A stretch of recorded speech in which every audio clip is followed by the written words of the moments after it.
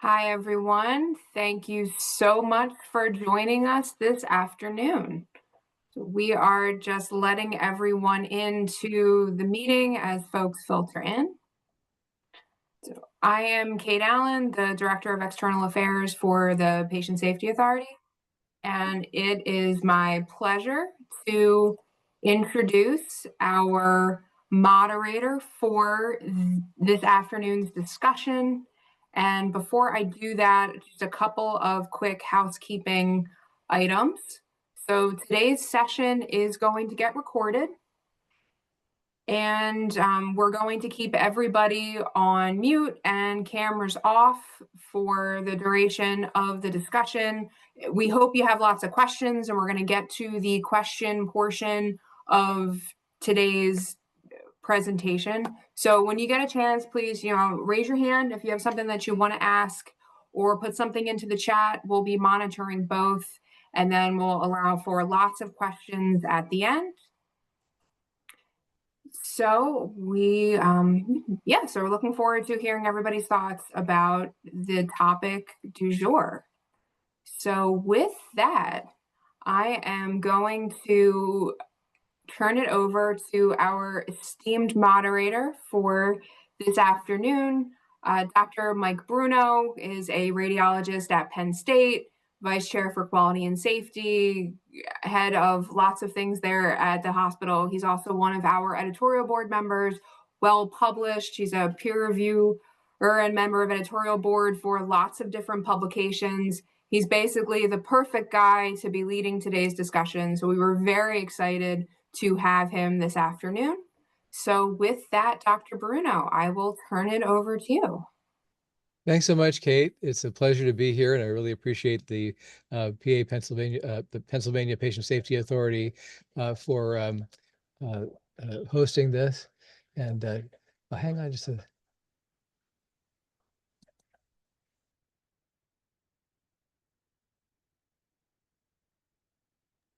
Sorry about that. Little background noise there I couldn't dispose of. I really am grateful to the PA Patient Safety Authority for hosting this and inviting me to start the conversation. We just finished peer review week, and thinking about academic publishing and peer review in the era of artificial intelligence, and that's the topic today. And I am, as Kate mentioned, from Penn State College of Medicine, which is in Hershey, not to be confused with our sister institution to the south, the University of Pennsylvania. And I have a few disclosures. I get book royalties from Oxford University Press and Elsevier. I no longer get any dividends from Hershey Foods. I don't own stock in Hershey Foods anymore. But if you guys have eaten Hershey bars and Kit Kats and things, I just want to say thank you very much because it was very helpful. I also should disclose that I've co-authored a recent paper in the journal NAGM AI, which came up in one of the questions that was sent in before. So this is the Penn State Milton S. Hershey Medical Center, and Hershey really do have a corner of chocolate and Cocoa Avenue. It actually is there, and pretty much the whole town smells like chocolate most of the time. So let's start with discussing the current state of peer review. We have to say peer review is broken. This is a cartoon from the New Yorker, and the computer technician came out and said, well, your quantum computer is broken in every way possible simultaneously. And I think that I'm going to give you some reasons why I think peer review is badly broken today. Why do I say this? Well, the fundamental problem, in my opinion, is there's a mismatch between the number of available peer reviewers and the volume of manuscripts that are submitted to peer-reviewed journals. In most fields of scientific inquiry in medicine, something like 30 to 100 manuscripts are submitted to any individual peer-reviewed journal every day. That includes weekends and holidays. For a top-tier journal like Nature, they even get 30 submissions a day, and they're only getting the best. The number of journals, of course, has also increased. There are now over 30,000 active peer-reviewed science journals, science and medicine across all STEM fields. 30,000 journals. And they're published. If you look at the number of published papers, you're just looking at the ones that are indexed by Scopus and Web of Science. That's grown 47% between 2016 and 2022. So it's a huge number of papers. And what kind of numbers are we talking about? Well, for Wiley publishers, it's 1.4 million. For Springer, which includes the Nature journals, it's 1.38 million papers. For Nature itself, it's almost 350,000 papers. You see the Frontiers is 329,000 papers. All the Elsevier journals combined, 2.9 million papers. We're talking about a huge, huge volume of published papers in the literature now.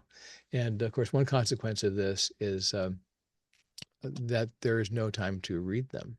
A lot more papers, but the population of peer reviewers really has not grown. In fact, it's actually shrunk. And this is why journal editors feel like this, that they're starting their day or having their morning coffee and they're already underwater. Depending on the size of the journal and the editorial board, they may have to read, each person might have to read 10, 20 papers a day. Why is this happening? Well, publishers, of course, want to publish as many papers as they can. And as long as they're of high enough quality and they match the journal scope. I mean, obviously, the journal of, fingernail fungus is not going to want you to publish a paper that's not about their topic, whatever. But as long as they're in scope and they're high quality, journals want to publish them. They're highly incentivized to publish more papers. It is really, their business model. Now, most research requires some kind of funding. Science is actually fairly expensive to do, and the funders rely on sort of the imprimatur or the blessing of a peer-reviewed journal as a measure of the quality of the research. So if someone like me writes a research grant asking the NIH for a couple $1 million, as I have done, they would like to see some prior publications on this topic, ideally in fairly high impact journals. And so that helps them guide their decisions on what scientists and what they should fund and what projects they should support. So finally, and very importantly, universities that employ us, including medical schools, of course, they use metrics like the number of published papers, the Clarivate Journal impact factor of the journals those papers are published in, and which is basically the prestige of the journal, and the number of citations a paper receives to make hiring and promotion decisions. So that means that researchers are highly incentivized to write papers and get them published. And often, the peer-reviewed decisions about which papers go into which journals is what determines those sort of winners and losers in the academic, game. It's kind of like winning the lottery. If you get a paper published in the journal Nature, for example, it can put a scientist on track for, funding and promotion and accolades and success. And often the difference between getting your paper accepted by Nature or into a lesser journal might be very subjective. So it's a very sort of fraught process in and of itself, but the stakes are actually fairly high, and it drives I think, an overproduction of scientific papers, more than people can actually keep up with. So the entire system depends on these same scientists who are under great pressure to write more papers, doing the peer review functions, and they do that for both the journals and the funding agencies. But the time demands of peer review activities directly compete with the time demands of what otherwise is considered being productive, like engaging in activities that directly lead to more and better publications, not to mention the other things that you have to do. So there are really zero incentives tied to performing peer review. There's been attempts to acknowledge it. I noticed that ORCID, which is a an online service that lists your academic achievements and publications and things, are trying to give at least some acknowledgement of the peer review work that people do. But really, no one really cares. And it ends up being nothing more than like a checkbox in the dossier or the CV. And it really is not incentivized. So on the one hand, you have significant incentives tied to producing papers, writing grants, teaching. These are very time consuming, and other activities that researchers fill their days with, and their nights too, and their weekends. Um, for medical researchers, of course, this also generally includes patient care. So you have a lot of demands on your time, and all these other things are considered to be productivity by your employer, and doing peer review isn't, and so that's really going to be um, a little bit lower on your radar, because truthfully anything that is not incentivized is effectively disincentivized. There's not enough hours in a day, which is one of the reasons why burnout is a real problem. Um, if you look like this, and I know how you feel. So why is this happening? Well, the process of peer review, it was actually developed in kind of a bygone era, where the volume of papers was really much lower and the number of journals was way lower, and where doctors and scientists were able to keep up with the literature in their field. And so if they got a new paper, they could very easily size it up. Not to mention that there's difference in the complexity. The current high complexity of modern science, and the fact that fields in science are sort of branching into increasingly narrow niches, means that the population of people who are really knowledgeable about a subfield and really qualified to do reviews, who are really the peers in the same field, that number is getting smaller and smaller for every paper. So journal editors are really kind of scrambling to find reviewers, and every journal editor I know complains that they have really a hard time getting reviewers. Most of the time, they make requests to people to be reviewers, and they never hear anything back. They just get ghosted, and the bulk of review requests are declined, and so it's really tough. So then, what can you do? Well, the relative importance of expertise is kind of diminished, because the main qualification is often willingness.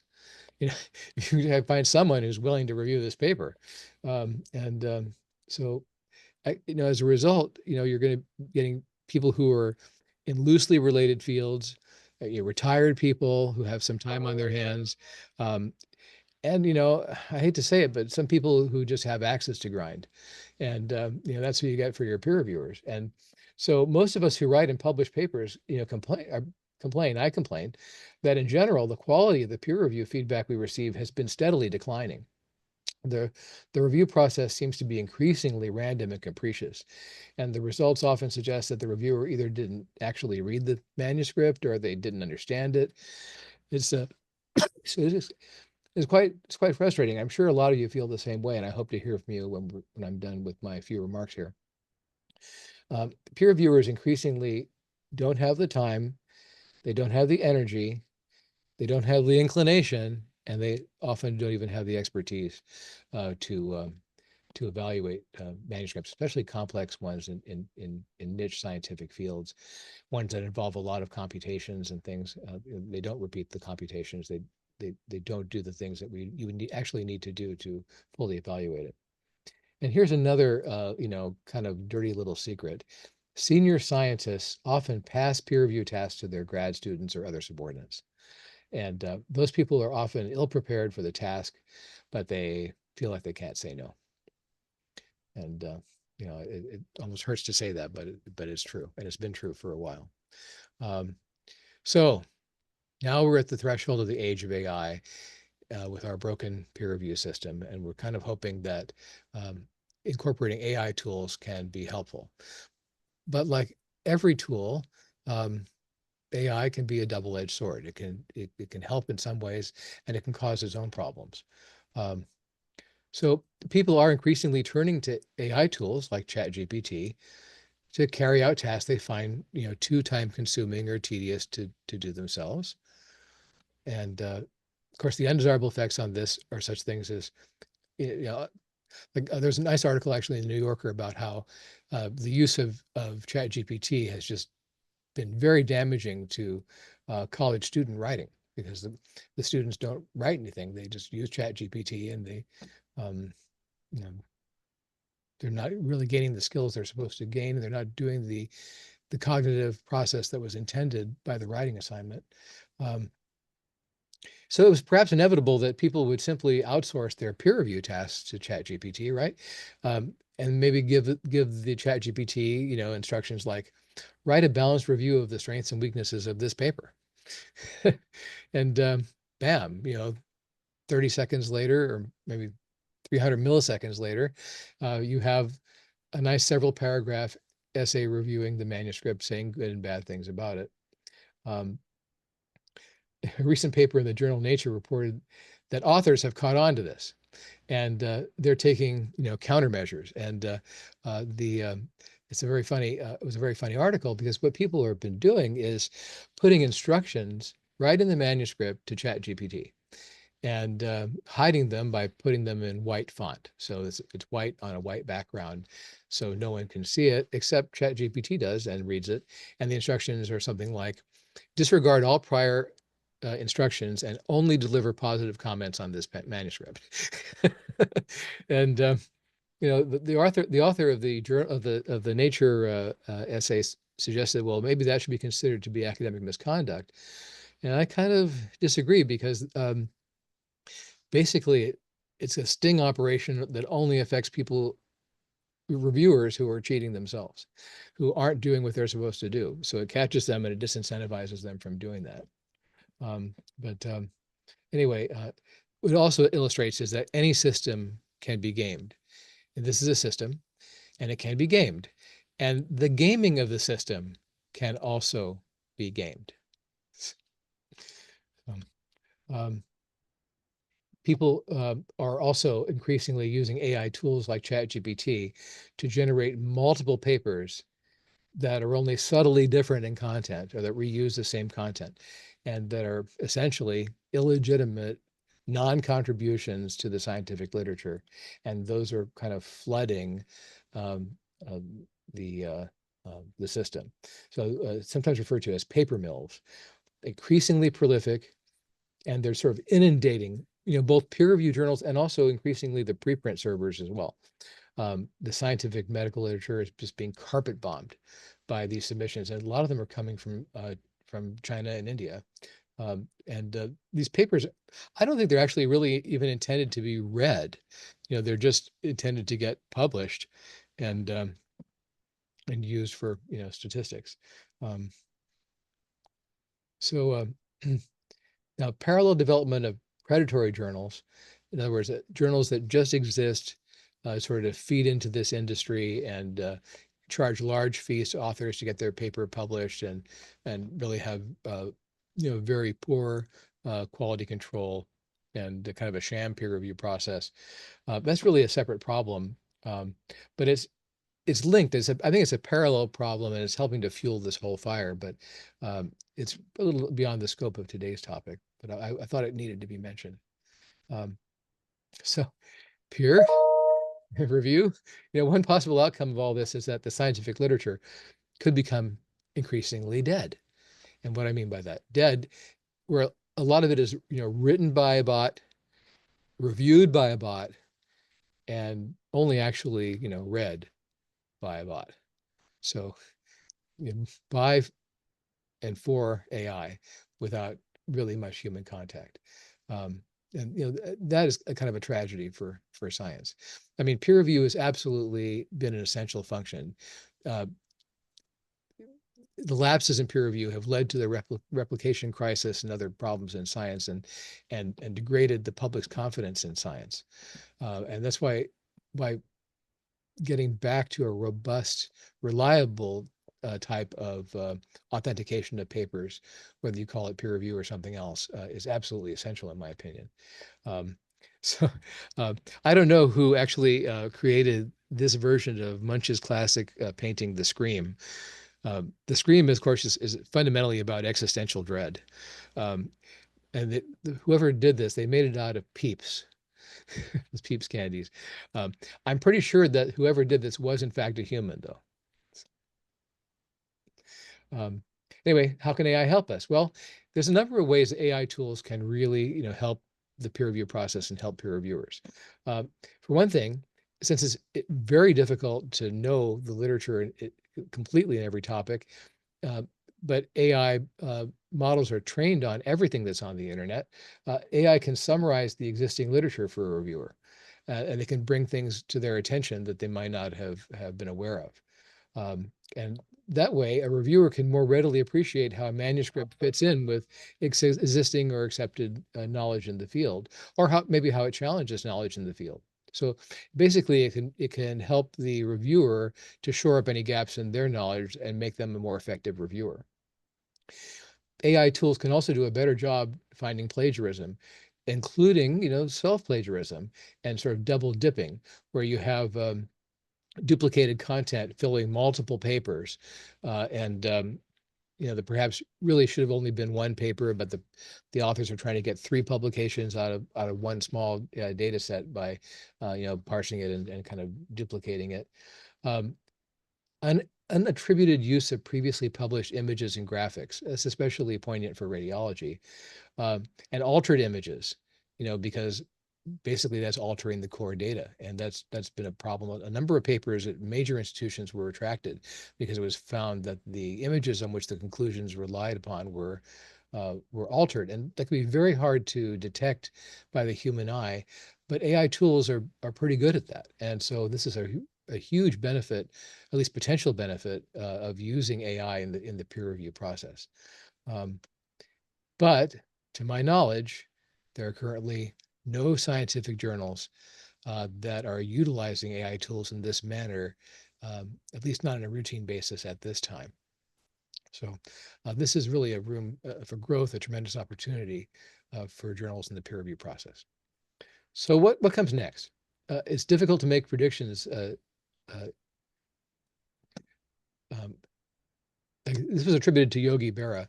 I don't think he actually said it. One of his famous quotes is, "I never said half the things I said." But it's difficult to make predictions, especially about the future. But I think that you can sort of extrapolate from current trends, and peer review as it currently exists is not sustainable. Change is clearly needed, and it has to. I think we need change in the fundamental incentive structure that undermines academic publishing. And in the era of artificial intelligence, we may actually have better ways to do that. And I think we have to ask ourselves this too: could peer review go the way of the dinosaurs? Um, and for example, in the physical sciences, it's it's now increasingly common to just publish the papers on non-peer-reviewed preprint servers like arXiv, and and then the peer review process is essentially crowdsourced, where everyone in the field reads the paper and posts comments on the paper, critical or otherwise, raises questions that the authors then have to answer. All that happens in open online forums like Slack. And this is a peer review model. Is really happened in the physical sciences because of the need for speed. There isn't some of these fields like particle physics and cosmology, they evolve so quickly and things come up so fast that it's old news even if you have a rapid peer review process. So they, out of a need for speed, they develop this method, but it sort of bypasses all the problems of peer review. And by the end of this process, everyone in the field has read the paper, has read everyone's comments on it, good, bad, and ugly, and has made up their own mind about what they think about the contents and the data and what it means for their own research. So, this is potentially a model for how peer review could change, and that it fits better in the workflow of the scholars, and it doesn't have the same problems that we're currently seeing. But of course, this would undermine the business model of all the journals who depend on this kind of publication to survive financially. So at this point, I'd like to open it up for questions and comments, and I'm going to start with a couple of questions that were sent in advance by Dr. James Taylor of the Cleveland Clinic. You can see the beautiful Cleveland Clinic here. Which actually reminds me of a story. I was flying over Cleveland, and I was sitting in an airplane, and I looked out the window, and I could see the Cleveland Clinic below me, and I was like, "Wow, there's the Cleveland Clinic." And I actually mentioned it to the person sitting next to me who had never heard of the Cleveland Clinic. But those of us in the business are very impressed by that. Um, the, he asked, "Is New England Journal of Medicine AI the future in AI journal submissions and peer review?" Well, I've actually had a paper published in that journal, and we had an interesting sort of back and forth with the reviewers, I have to say, my experience with them is no different than any other peer-reviewed journal. It was rewarding and aggravating and frustrating and all the above all at once. It is good that the New England Journal has this AI subjournal that focuses on the emerging topics in artificial intelligence, and it's most of the papers are open access, and I think it's a great resource. In radiology, we also have an RSNA journal, Radiology AI, which is edited by Dr. Chuck Kahn at the University of Pennsylvania, and also an excellent source. And it does seem like radiology AI is a little bit more focused on papers that evaluate actual AI models and their applicability to radiology. And New England Journal AI is more open. But I don't know if that's the future, but I think that we're going to be seeing probably some more specialized journals. Maybe this would be 30,000 50 journals or 30,060 journals with the new ones, focused on AI topics. AI is a growing, burgeoning field.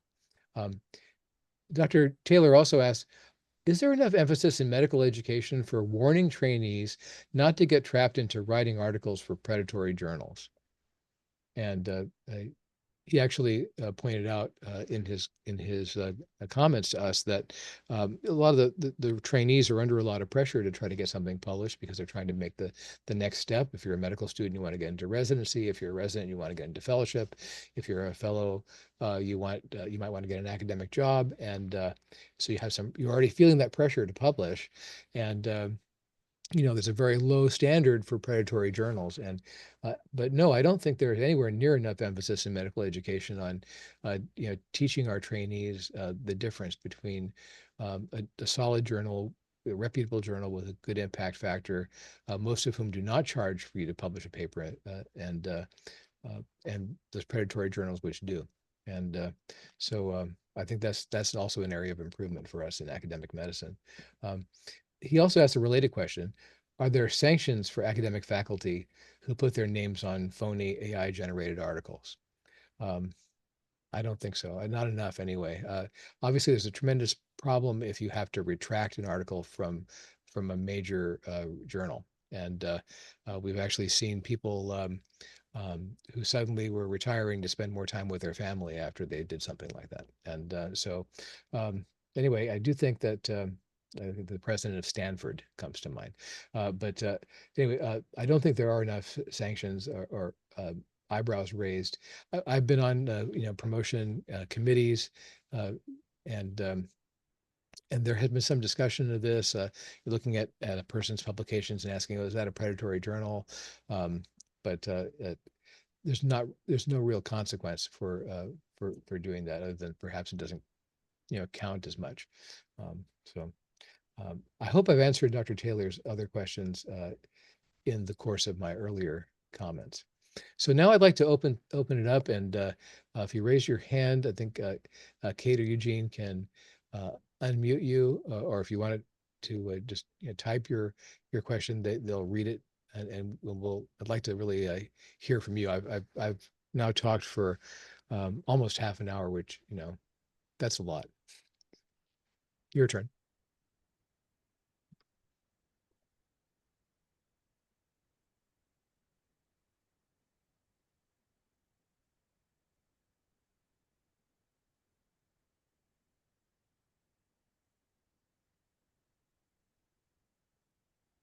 Okay, Howard, we'll unmute Sure. Uh, Hey, thanks, Mike. That's very interesting. So, to your last point, what's really the peer reviewer's responsibility for determining AI content? How far do they have to go, and what tools should they be using before they sign off on an article, as far as determining whether there is AI content in that article? That's a great question. It can be very difficult. A lot of people tell me that uh, there are clues like certain word choices and even certain punctuation choices that can clue you into the idea that the article has been written or at least co-written by a bot. Most journals are now asking authors to disclose if they used Chat GPT at all in the writing of the manuscript. Um, in uh, other types of writing, it's been noticed that um, the output of Chat GPT, like essays that are written by Chat GPT, um, they are grammatically correct and easy to read, but they often are uh, kind of weak in content and kind of insipid, and so they're kind of lackluster. Most of them would get a B minus, but maybe a B plus. But they don't really seem to have the punch that human writing has. Yeah, Um, just wait another year, right? yeah, but that might change. That's true. That might change. There are AI tools that are specifically designed to ferret out AI writing. And I don't know how reliable they are, but they're advertised as being highly reliable, and you could run them and hopefully would give you a clue. But I think that's difficult now, and that's quite likely to get even more extraordinarily difficult as time goes on. So, are the peer reviewers going to be more reticent about doing? I know we talked about their numbers declining, but if there are any ramifications for their signing off on an AI article. Yeah, I think they're obviously it's hard to know, but it it is quite possible that they would be uh, because we all know that chatbots like ChatGPT tend to confabulate, and they make stuff up. They even make up references, and so it's you know that would cause some reticence, I think. Okay, thank you.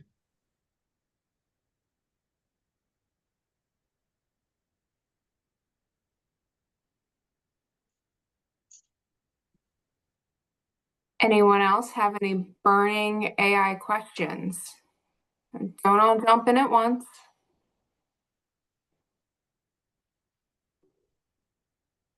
Okay, Dr. Taylor, I will unmute you. Thank you. Dr. Bruno, thank you for this presentation. And it was enjoyable and it was fun to listen to. And I also appreciated all the facts. And as someone who's been an associate editor of a journal, I can endorse everything that you've said about the burden and the concerns. I think I have two questions if there's time for them. The first is that AI algorithms have been shown to have significant bias, particularly against underrepresented groups in the sciences. So, how is that being considered, especially in the aids to reviewers of articles who might be using an AI assistant to search the literature, and perhaps what is being searched is actually not as comprehensive or has those bias, design biases in it? That is a great point. Thank you, Dr. Taylor, I'm glad you like my jokes too. The we all know that these AI algorithms have significant biases, and the vendors are working hard to try to deal with those. Um, and they have biases across a number of issues, and some of them are subtle, sort of underground biases that don't come out very easily, and some of them are based on what they were trained on. The limitations of the availability of content that they were trained on, and it's another reason to look askance at the use of AI as the primary peer reviewer. They but as you point out, even when you're just using it as an adjunct, as a helper, to try to bridge the any gaps in your knowledge, you can't completely count on them to deliver all the relevant content because they're not aware of all the relevant content, and and there are slants and biases in their training, so it's not a perfect tool, but then neither are our peer reviewers. Our peer reviewers are pretty far from perfect. So yeah, for sure. But just as a follow-up to that, Dr. Bruno, I'm thinking back to the time when like Lancet and New England Journal and JAMA, came out with these rubrics for clarity in scientific writing, like Strobe and Consort, et cetera. And those are the days. yeah, no, and so I mean, they were incredibly helpful, right, for Yeah. ethical reasons, but also just to help a peer reviewer get through things. But I'm wondering if, given your knowledge, that perhaps that's happening for AI, like setting up guardrails or protocols for how it should be used, either on the author side or on the reviewer side, or as an assistant. That may be because those rubrics, those previous rubrics were really, I think, changed the way people submitted things for publication in terms of making sure certain boxes were checked and where were they. Thank you. Right. And I think they really did raise the bar in terms of the quality of manuscripts.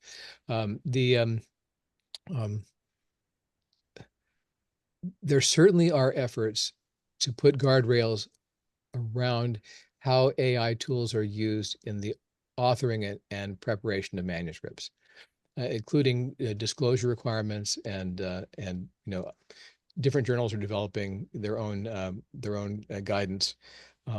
Some are completely intolerant of it, and some will allow it under certain circumstances. But to my knowledge, no one has put anything around the issue of using AI for peer review, and I think that's a real problem. Again, I think that given the various forces to bear and how it's very hard to change all of them, we may have to have a revolutionary kind of change in how we deal with manuscripts and decide what we want to believe and what we don't want to believe. Ultimately, the goal is to filter out bad science, whether it's bad intentionally, which we would that's fraud, or whether it's bad by accident, because the person doing the work didn't account for something or didn't realize something, or maybe the design of their experiment was somehow flawed, whatever. All those things that peer review is supposed to accomplish for us that it's not reliably accomplishing, or we wouldn't have a replication crisis, right? So I think we need a better system to accomplish that. And maybe that system will be different from the current peer review system. Maybe it's not possible to fix the current peer review system. See, Dr. Hoffman, Regina.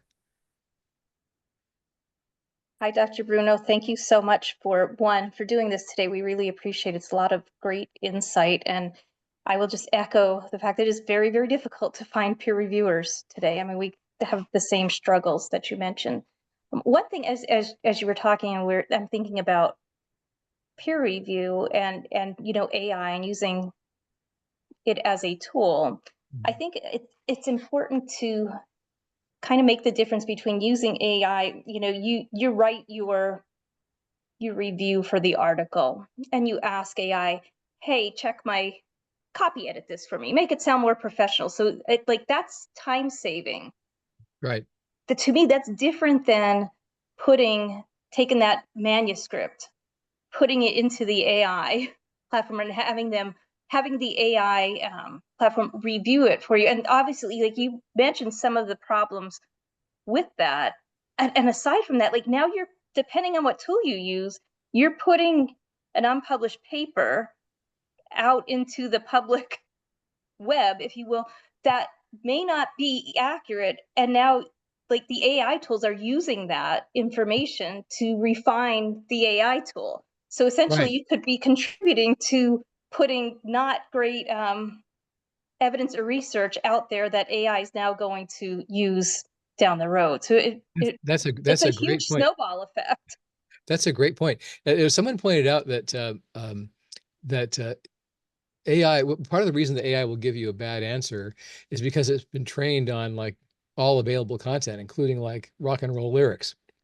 So, so the, Yeah. the Beatles wrote a song called 8 Days a Week, and depending on how you ask Chat GPT, it might come back with telling you that there are 8 days in a week.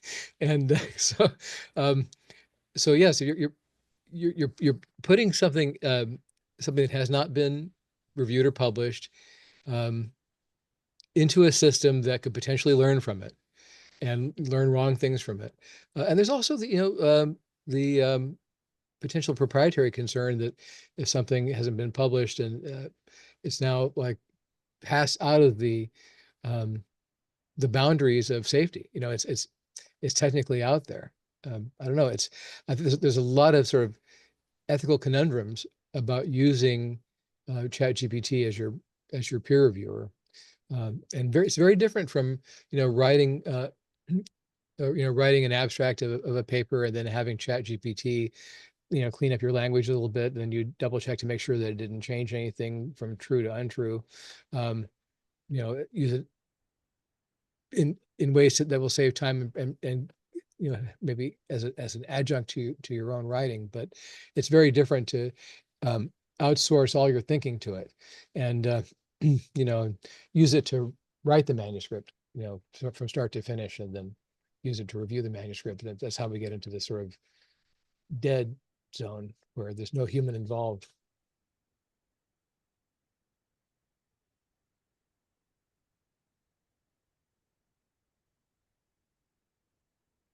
Oh, someone actually put in the chat, there's a thing called GPT-0. It's a detection software, and that can sort of find when a manuscript has been written by a bot, but it's not foolproof and nothing is. And as Howard Neustadt pointed out, the algorithms are getting increasingly more sophisticated. And interestingly, the high-end science versions of ChatGPT, which are more likely to give you that know more of the scientific literature, were trained on more of the scientific literature, and are more likely to give you a correct scientific answer. They've been found to also make up more stuff. And ChatGPT is a phenomenally good BSer, and people have used it to generate papers, and like I said, it's even fabricated the references, and you try to find the reference and it doesn't exist.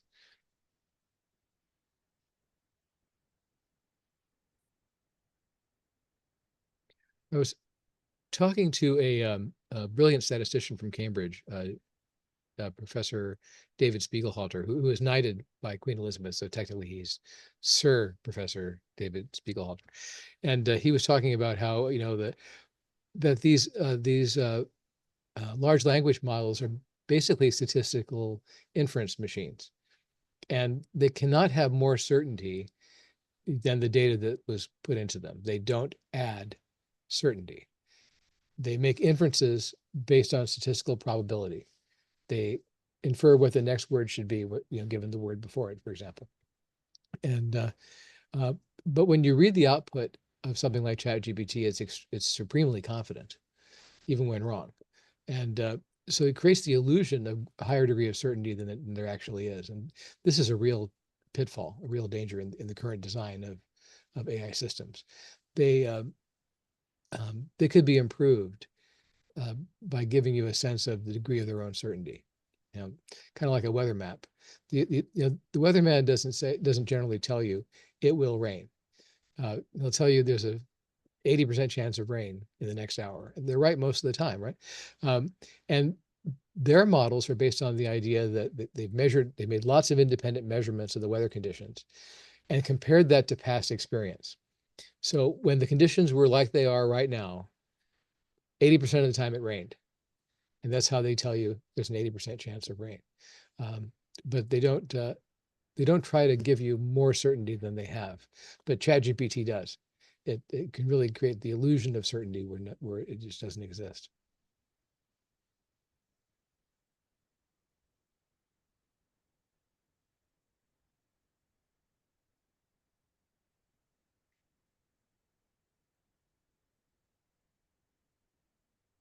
Anyone else have any other AI related questions? Or comments. or comments. We'll take both. Oh, I should comment that even though the Pennsylvania Patient Safety Authority invited this topic and chose me to yammer on about it, that my opinions are not necessarily theirs or the Pennsylvania governor.